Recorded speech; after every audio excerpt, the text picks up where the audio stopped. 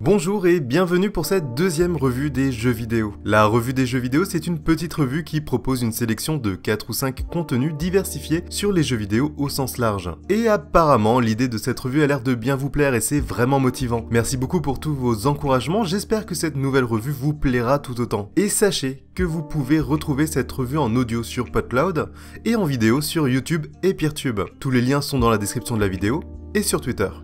Et sans plus tarder, voici le sommaire de cette édition. Aujourd'hui, nous allons parler du dernier AAA de Ubisoft, j'ai nommé Far Cry 5, sur la question des discours politiques qui engagent. C'est accidentellement devenu une sorte de dossier puisque je vais vous proposer pour ce sujet 4 contenus. C'est presque une mini-revue des jeux vidéo finalement. Et ensuite, dans le corps de la revue, nous allons parler de photographie de jeux vidéo et de cartes générées aléatoirement. Et puis, en fin de revue, nous allons aborder la question de la marche dans les jeux vidéo, avant de finir sur une petite expérience zen et contemplative. Vous pouvez choisir une autre voie. Rejoignez-nous. Nous vous acceptons. Et vous serez des nôtres, que vous le vouliez ou non. Certains d'entre vous résisteront. Et on commence ce podcast avec le premier sujet, Far Cry 5, et particulièrement l'article The Silent Protagonist. C'est un très bon article paru sur Waypoint qui propose d'analyser le mutisme du héros-héroïne de Far Cry 5. Et si avoir un personnage mutique est relativement courant, la série des Legend of Zelda en tête, dans le cas de Far Cry 5, cette absence de stature narrative du personnage principal est plus problématique puisqu'il est littéralement un espace vide, n'interagissant jamais seul avec le monde autour de lui, ne coupant jamais la parole, ne cherchant jamais à fuir ou lutter, même lorsque les ennemis sont en train de discourir devant lui. Cela crée un problème d'immersion des joueurs et joueuses dans le jeu. Et ensuite, l'autre problème, c'est que les seules personnes qui vont s'exprimer et exprimer leurs idées sont les antagonistes, dont les idéologies sont imprégnées et tirées de l'alt-right, la droite la plus extrême aux États-Unis. Ce ne sont pas des discours fictionnels ou historiques, mais bel et bien ancrés dans une idéologie et surtout, et c'est là le problème, dans une actualité, dans le présent. Cette absence de dialogue, de contre-proposition, véhicule, même si ce n'est pas intentionnel de la part de Ubisoft, un discours politique. Pendant les 20 heures que dure le jeu, les seuls personnages qui s'expriment et qui expriment des points de vue sont des suprémacistes. L'article développe également la question de l'identification des joueurs et joueuses et sur le fait que les seules personnes dont on connaît l'histoire sont ceux que nous allons tuer. Et pour approfondir un petit peu le sujet, je vous propose la critique de Far Cry 5 par Nathalie pendant son Nacho. Elle revient par son point de vue de joueuse sur cette question du discours politique que transmet le jeu en ne proposant pas de contrepoint de vue, et sur le problème d'être obligé par le jeu d'accepter des suprémacistes comme alliés. Une critique qui fait suite à un let's play complet du jeu sur sa chaîne Twitch, dans lequel elle revient en temps réel au fur et à mesure qu'elle les rencontre, les problèmes de sous-texte et de discours que le jeu véhicule. Ah si, t'as pas le choix. T'es obligé de faire des quêtes pour le gros connard raciste et sexiste et misogyne, et qui en plus menace de brûler la voiture de sa femme, parce que, si tu le fais pas, tu n'avances pas dans le jeu. Ça les gars, c'est un message politique. Et pour revenir sur le marketing de Far Cry 5 par Ubisoft, je vous propose d'aller voir cette très bonne vidéo Fleur de sel de Un Drop dans la Mare, qui analyse les images officielles du jeu qui changent avec le temps et avec les différentes communications de Ubisoft, laissant entendre un temps que nous, joueurs et joueuses, allions être en conflit avec des suprémacistes, avant de se raviser en changeant légèrement l'image qui sert de jaquette officielle. Mais dans l'Amérique de Trump, ce choix narratif n'a finalement pas assez de distance avec la réalité. Or, vous savez bien qu'Ubisoft travaille dur pour que ces jeux ne disent rien. Suit l'adage suivant, quand on veut faire des millions, on ne prend pas position. Et sur un ton un peu plus léger, pour clore notre dossier spécial Far Cry 5, sachez que les joueurs de GameSpot ont tenté de lancer le jeu avec les paramètres graphiques les plus bas possibles, en désactivant les ombres, les textures, en baissant la définition encore plus bas que ce que le jeu autorise, en utilisant un outil spécial. Et ça donne une expérience vraiment étrange où les personnages ressemblent à des poupées de plastique et où le monde autour est à la fois minimaliste et étrangement foisonnant. Et au-delà de la prouesse technique et du détournement, c'est vraiment hypnotisant de voir le jeu se transformer à ce point.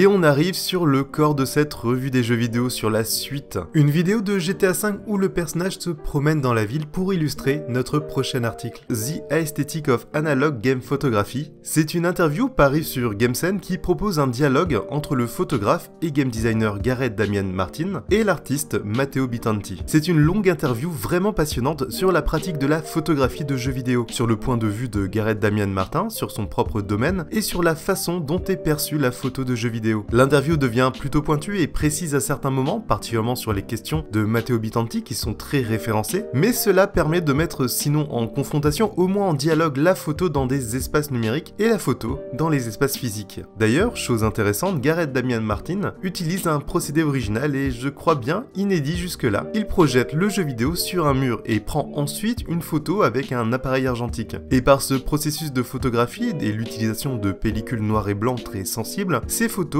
possèdent des détails extrêmement fins. Une photographie d'ailleurs centrée sur l'intersection des jeux vidéo avec l'architecture et l'espace urbain. Des thématiques qu'il explore dans l'excellent zine Heterotopia et qu'il expose dans un livre en cours de financement en ce moment sur Unbound, où images et textes se mettent mutuellement en valeur pour proposer des points de vue multiples sur les villes numériques, et de valoriser ce qu'il souhaite dire par sa photographie. Bref, une interview qui aborde plein de sujets que je ne saurais que trop vous conseiller de lire si la photographie dans les jeux vidéo vous intéresse.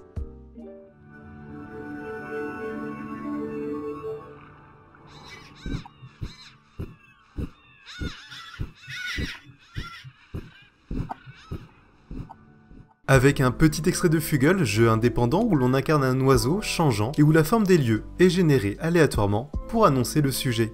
Et pour ce troisième contenu, je vous propose un fil Twitter qui explore l'esthétique des maps générées aléatoirement par des générateurs dédiés. C'est assez captivant de découvrir toutes ces différentes cartes, parfois ressemblant à des cartes dessinées dans les livres, d'autres fois plus réalistes ou très minimalistes. Et suite à ce fil Twitter, j'en ai essayé quelques-uns, et je dois dire que le générateur de villes médiévales fantastiques est complètement hypnotisant. J'avais presque envie d'écrire l'histoire de toutes ces villes et de leurs quartiers indiqués sur la map, de les représenter sur une sorte de grande carte géopolitique. C'est un fil Twitter exploratoire où l'on se rend compte que ces générateurs de cartes deviennent presque finalement des générateurs d'histoire. En tant que game designer, de voir ce genre de questionnement être abordé sous cet angle. Parce que, voyez-vous, pourquoi on court et pourquoi on marche dans un jeu, ce sont des questions que les game designers sont obligés de se poser. Aussi, aujourd'hui, je vous propose de parler de la marche dans les jeux vidéo. Et pour ce quatrième sujet, l'avant-dernier sujet, intéressons-nous à la marche dans les jeux vidéo. La vidéaste Miss Miyu a publié une vidéo où elle s'intéresse à la marche, un mouvement assez particulier dans les jeux vidéo. Elle propose une vision de game designeuse de ce que la marche et la course impliquent à la fois dans la gestion des espaces de jeu, des distances à parcourir,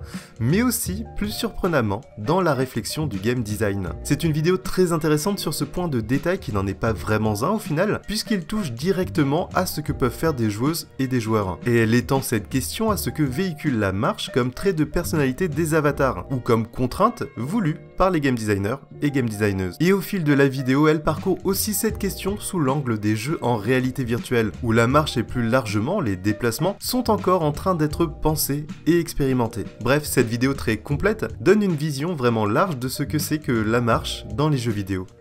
Et cette vidéo est une sorte de réponse à une autre vidéo faite par Esteban Green. Il y proposait une vision de joueur sur ce que ça implique de marcher dans les jeux vidéo, sur le jeu qui devient plus lent, sur les distances à parcourir qui semblent s'étendre, et sur les détails que nous ne remarquerions pas en courant. Et la question de la marche qu'il va ensuite développer dans sa vidéo en analysant les façons de marcher des personnages dans différents jeux vidéo. Ce que ça dit du jeu, ce que ça dit du personnage et ce que ça dit aux joueurs et joueuses. Montre-moi ta façon de marcher et je te dirai qui tu es.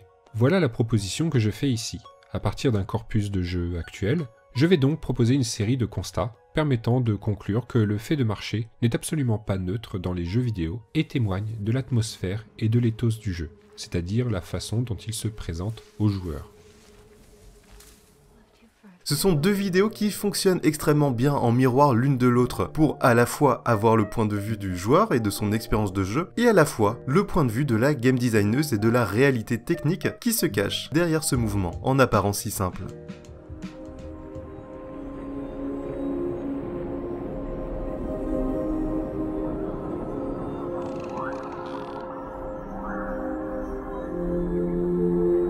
On parlait de marche, eh bien je vous propose que nous ralentissions encore pour finir cette revue des jeux vidéo et que nous nous immobilisions avec la vidéo Calm of the Ocean. C'est une vidéo de musique relaxante d'1 heure durant laquelle il ne se passe rien. Et c'est toute la beauté intrigante de ces vidéos. Il y a le personnage de Abzu assis, sans bouger, pendant que le jeu se déroule en arrière-plan. Et avec cette musique très lente et calme, on se prend à observer cet arrière-plan, à remarquer des patterns, à voir comment le jeu se déroule sans nous, et comment il se déroule pour nous. Commencez à voir en transparence les mécanismes du code qui répètent ou qui tente l'aléatoire. Et si ce type de vidéo vous intéresse, je vous conseille aussi d'aller voir Rainy Dinosaur Island, avec des scènes de pluie dans Monster Hunter World, toujours sur le même principe du personnage immobile et de l'environnement qui se déroule devant lui. Les palmiers qui ploient sous la pluie, les nuages au loin qui bougent, l'héroïne qui ne reste pas immobile, malgré l'absence des joueuses et joueurs. Des vidéos calmes avec des points de vue très photographiques. Le joueur est allé chercher le point de vue pour observer et nous convie avec lui. Et qui nous propose aussi de prendre encore un peu plus de recul sur nos pratiques et sur la façon dont on observe les jeux vidéo. Et voilà, cette deuxième revue des jeux vidéo est maintenant terminée, mais elle revient dimanche prochain. J'espère qu'elle vous aura plu, j'espère que vous avez découvert des choses nouvelles et des articles qui vous ont plu. N'hésitez pas à me dire ce que vous avez pensé de cette petite sélection du dimanche. Vous pouvez me retrouver sur Twitch les midis et soirs et sur YouTube le mercredi à 18h30 pour le prochain Lopoly. En attendant, je vous souhaite un bon dimanche et une bonne semaine. Portez-vous bien et à la prochaine.